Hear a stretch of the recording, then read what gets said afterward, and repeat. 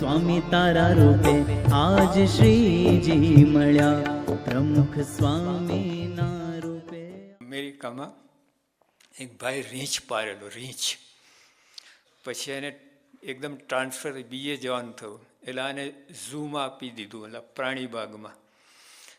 પછી 3 વર્ષ પછી એ પાછો આવ્યો અને એને સીધો પોતાના રીંછ જોવાની ઈચ્છા થઈ અને ત્યાં ગયો.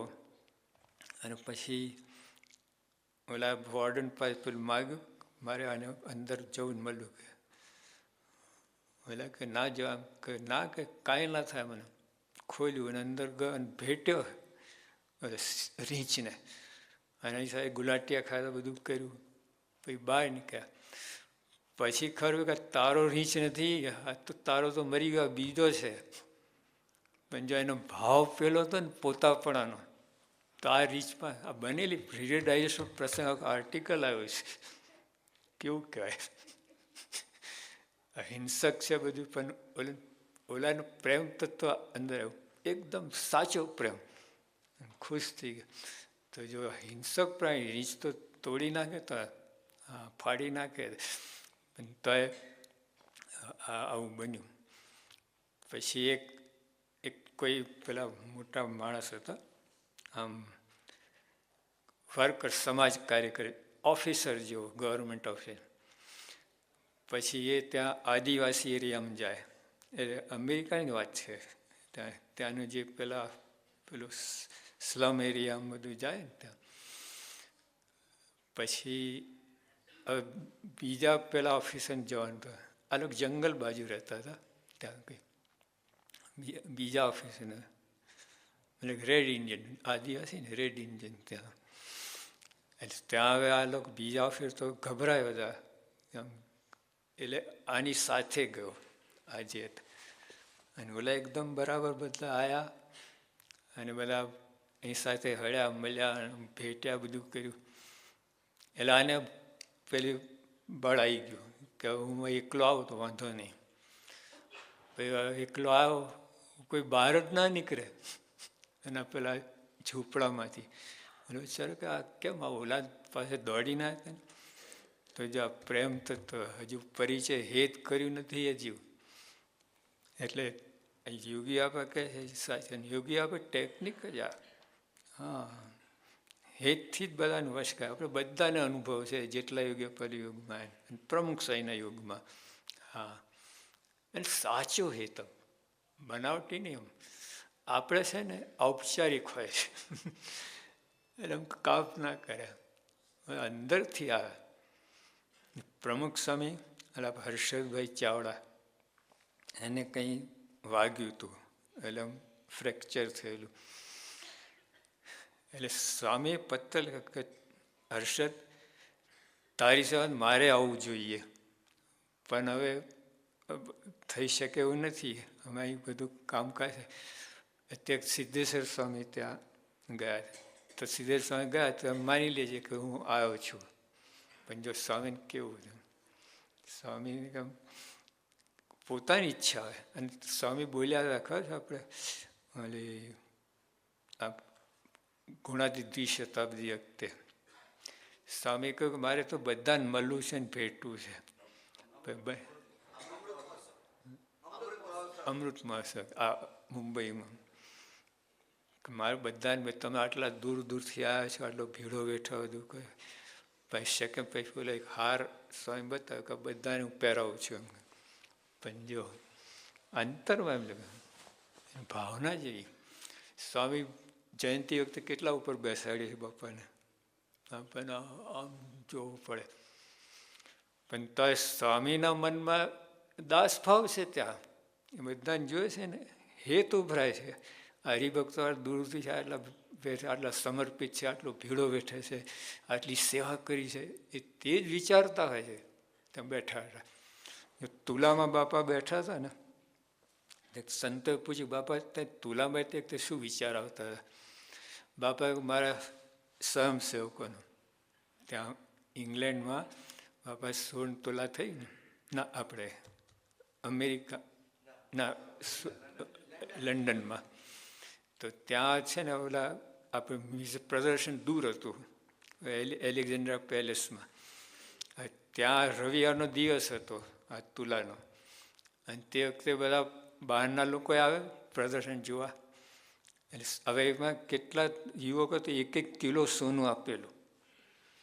પણ ત્યાં સ્વામી કહ્યું કે મારી એક ઈચ્છા છે આગલે દિવસે કે ત્યાં આપણે એલેક્ઝાન્ડ્રા પેલેસમાં મ્યુઝિયમ છે ત્યાં સાચવા માટે સ્વયંસેવકોની જરૂર છે.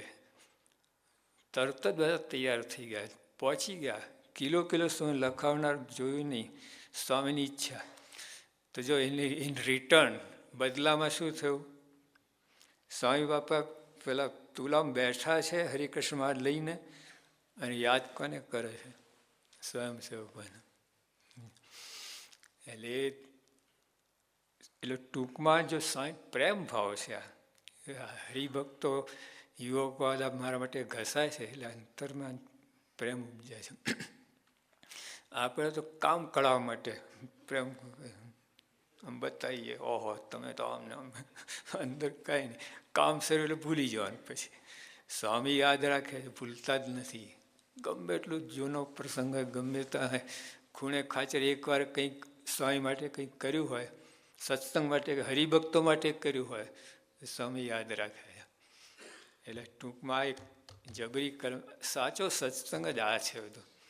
જો આપણે સુરત ભાવની વાત કરી ગઈકાલે સહનશક્તિને, આ જ બધું સત્સંગ આ જ છે. આજે મારા પૂજા કરી કરવાનું છે જોજો પછી, પણ આ ભૂલી જાય છે. સૂક્ષ્મ ભક્તિ ઓરી સ્થૂળ ભક્તિ છે, આ સૂક્ષ્મ ભક્તિ, અને આની કિંમત છે.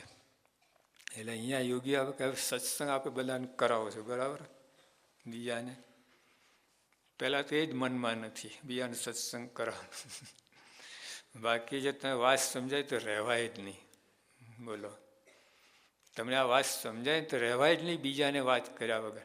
ઓલો સિનેમા જોઈને આવે તો મારો બોલતો હોય છે, જોઈ આવજે, હા ટોપ પિક્ચર છે, રહી જઈશ. હવે એને કંઈ એનો કાકો થતો નથી, મફત કંઈ દેખાડતા, એને પોતાને પિક્ચર જોવું તો પૈસા આપવા પડે, પણ તો ભલામણ કરે છે બીજાને. તો આપણે આ સત્સંગ ગમે હોય તો કેમ ભલામણ ના થાય? જો હજુ કાચું છે, બોલ્યા વિના કયા વગર રહેવાય જ નહીં. તમારે આ તમારા પાડોશી હોય, નોકર ચાકર હોય, એ બધાને આ વાત કરાય. નોકર શું થઈ ગયું, આપણે નહીં ઓલી વાત કહી હતી ને, પેલા મારા તો 2 હાથ છે, 2 હાથથી 100 બસ ના ચાલે, એટલે આ લોકો કમાઈને મને આપે છે. આવી ભાવના.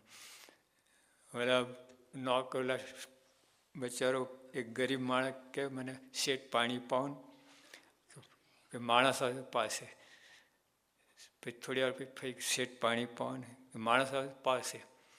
તો એક શેઠ સાહેબ તમે જ માણસ થાવ ને 2 મિનિટ માટે. એટલે બધું અંદર સત્સંગ આ જ છે. બધી આની અંદર આવે છે બધી સહન શક્તિ, ગુણગ્રહણ, મહિમા, પછી આ સમસુરત ભાવ, એકતા, આ સત્સંગ છે. અને જે યોગી આપણે 20 વર્ષથી આ જ બધી વાતો કરી, નવી કાંઈ કરી જ નથી. આ બધું તમે જો આખું આ યોગી વાણી છે. આ જ અરે આ તો આમાં આવે, પણ પુરુષોત્તમ બોલ્યા પ્રીતે, આટલું જાડું, એ બધું આવે તો બધું આ જ છે. બધું સત્સંગ આ જ અર્થ કરે છે. યોગી આપણે બોલે છે.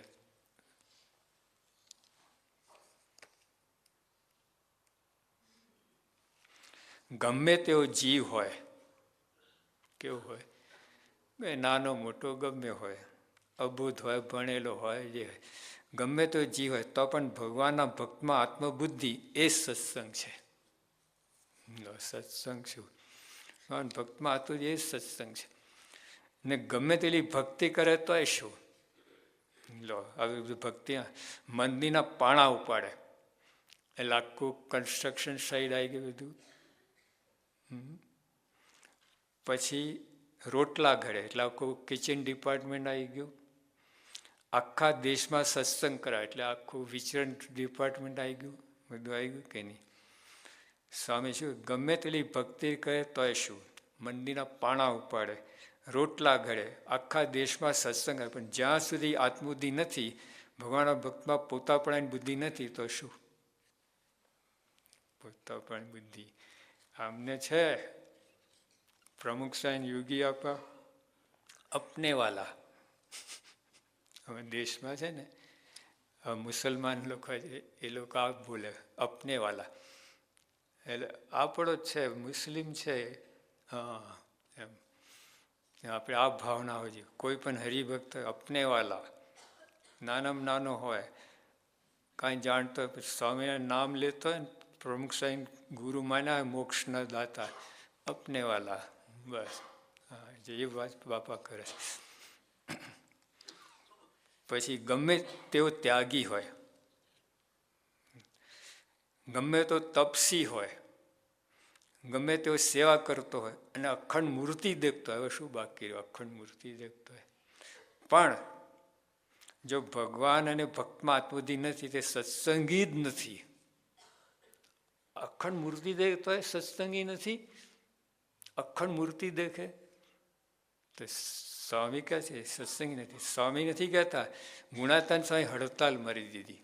ગુણાતાન સ્વામી એક વાત છે, ગુણાતાન સ્વામી કહ્યું, ત્યાગ વૈરાગ ને ધર્મ નિયમની કેટલીક વાતો કહીને સ્વામી બોલ્યા છે, ત્યાગ વૈરાગ શું કરવા છે? તો કરી શું કામ આટલી બધી વાતો કલાક સુધી? ત્યાગ વૈરાગની વાતો કરી 1 કલાક, પછી સાહેબ ત્યાગ શું કરવા છે? જો ભગવાનના ભક્તમાં આત્મબુદ્ધિ નથી, તો અખંડ મૂર્તિ તો શું? માટે ભગવાનના ભક્તમાં આત્મબુદ્ધિ એ સત્સંગ છે. ગુણાતાન સ્વામી કહે છે, આ બાજુ આપણું બહુ કાચું છે. એમ આ પાંખ આપણી આ બરાબર છે, ઉપાસનાની પાંખ, પણ આ કાચું રહે છે, ખોડવાળી. એટલે આમાં બીજું તો આ કંઈ, જો આ સ્વામી બોલે કે તમને ધમકી નથી આપતા, યાદ રાખજો. હું કહું કે તમે ઝેર ખાઓ તમે મરશો, ધમકી છે કે ફેક્ટ છે? હું કહું તમે ઝેર ખાઓ તો મરશો, હા, ટોન એવું હોય જરા, ઝેર ખાઈ તો મરીશ, હો, તો એ ધમકી જેવું લાગે.